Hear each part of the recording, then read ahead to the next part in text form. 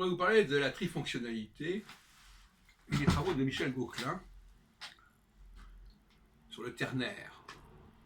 En 1955, Gauquelin publiait son premier livre, Le plan des astres, autour de 3 planètes, Mars, Jupiter et Saturne. Et ça rejoignait, ça pouvait rejoindre les travaux de Georges Dumézil sur la trifonctionnalité. Et lui, il parle de Mars, Jupiter, Quirinus ou Janus, enfin bon. Et puis il y a le système des castes aussi. Alors, est-ce que tout ça, ça s'enchaîne correctement ou pas? Alors, les castes, on le résume souvent par 3 expressions: ora, labora, defendes. Defende. Tu pries, tu travailles, tu défends. C'est question de savoir comment ça s'agit, c'est pas évident immédiatement. Il faut d'abord rappeler que Saturne donc, est la planète qui est la plus lente, donc la plus englobante des 3, avec son signe de 28 ans. Ensuite, 12 ans est déjà moins englobant. Et enfin, Mars, évidemment, est un tout petit cycle comparativement.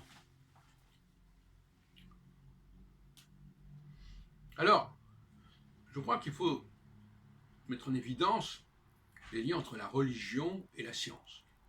Il faut savoir qu'au Moyen-Âge, notamment, les scientifiques étaient essentiellement des clercs, des religieux. Il n'y a donc pas de coupure entre science et religion. À mon avis, d'ailleurs, c'est de plus en plus évident. Ça, c'est mon approche.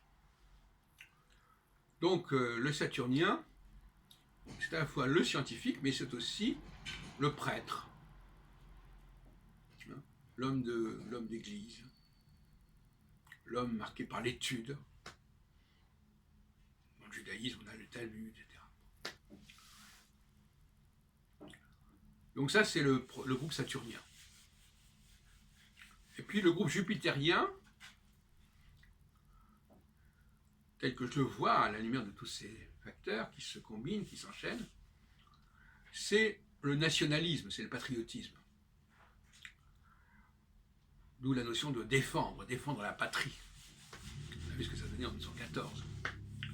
Le jupitérien, lui, il a une approche plus étroite des choses. C'est pas le global, c'est la nation, c'est la patrie. Donc les hommes politiques sont des hommes qui vont défendre la nation, etc. Et puis le 3e niveau, c'est Mars, qui est... Alors évidemment, on associe Mars à la guerre. Oui et non. Oui, c'est la chair à canon.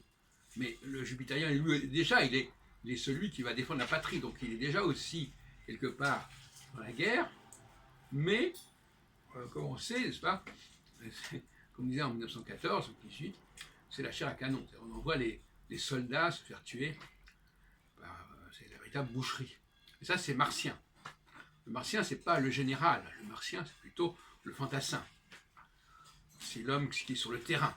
Le sportif aussi, pourquoi pas. Parce que pour être un bon soldat, il faut être aussi doué sportivement, doué physiquement. C'est une évidence. L'âge est un déterminant du recrutement. Et donc on retrouve cette notion, ces 3 notions. Je crois que Gauquelin n'avait pas vraiment fait ce travail de relier la trifonctionnalité du Dumézil, des castes, avec son ouvrage. C'est dommage, mais on peut le faire maintenant. Et puis, Mars, Jupiter, Saturne, c'est également significatif pour les travaux de Jean-Pierre Nicolas, qui divise le système solaire en 3 groupes: Soleil, Lune,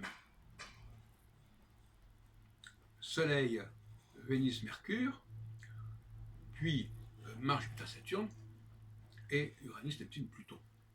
On voit bien que Mars, Jupiter, Saturne, c'est le groupe central, c'est le groupe le plus significatif finalement, parce que au-delà de Saturne, on a des planètes extrêmement lentes et invisibles à l'œil nu, et puis en deçà de Mars, on a on a ce qu'on appelle l'escorte solaire avec le groupe Mercure, Vénus, Soleil qui est toujours à peu près au même endroit. Ils sont tous les trois toujours à quelques degrés près dans le même endroit du zodiaque et correspondent non pas à leur vitesse de révolution héliocentrique, mais à leur vitesse de révolution vue de la Terre, c'est-à-dire que ça revient tous les 3 à 1 an, donc c'est pas très intéressant. Voilà donc comment il faudrait relier tout cela. Voilà quelle était la raison de mon intervention.